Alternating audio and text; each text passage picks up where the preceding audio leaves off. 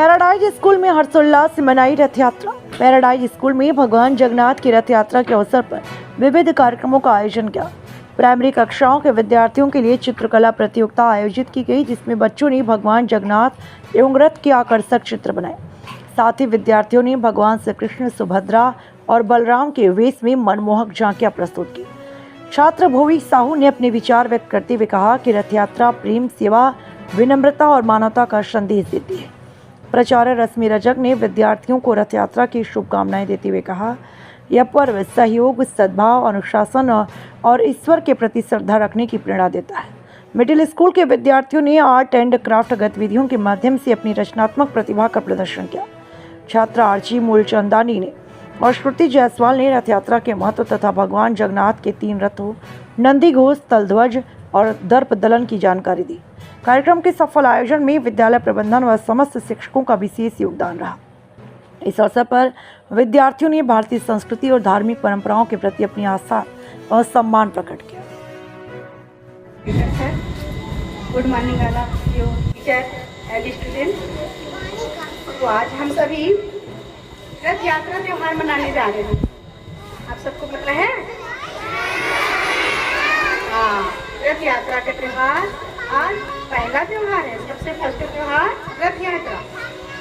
तो रथ यात्रा का त्योहार आषाढ़ मास के शुक्ल पक्ष की तृतीया तिथि को मनाई जाती है। इस दिन भगवान जगन्नाथ का रथ यात्रा निकालते हैं। रथ में भगवान जगन्नाथ जी और बलभद्र जी और माता सुभद्रा होती हैं। तीनों के रथ आगे पीछे बारी बारी ऐसे निकाले जाते हैं। कहते हैं कि पौराणिक मान्यता है, जगन्नाथ भगवान जी भक्तों को दर्शन देने के लिए पूरे इस नगर में भ्रमण करते हैं। माता सुभद्रा कहती है, मुझे भक्तों का दर्शन करना है। हर एक भक्त मंदिर में नहीं जा सकते, तो क्यों ना भाई हम सब चले भक्तों के दर्शन के लिए।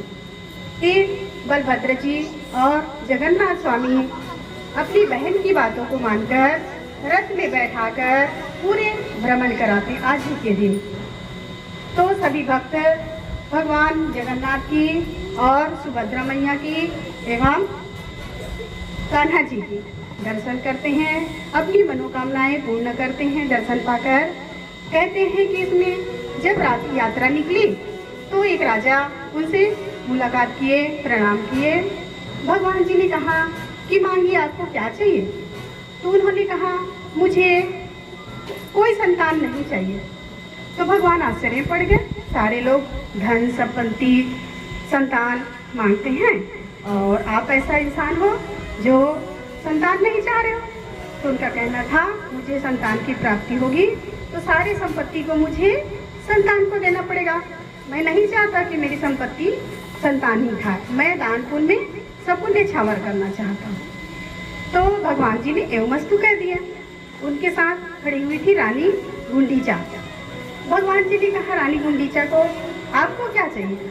तो माता गुंडीचा रोते रोते कहती है, मेरे स्वामी राजा जी तो जो एक माता का सुख होता है उसी को छीन गए। अब मैं आपसे क्या मांगूं?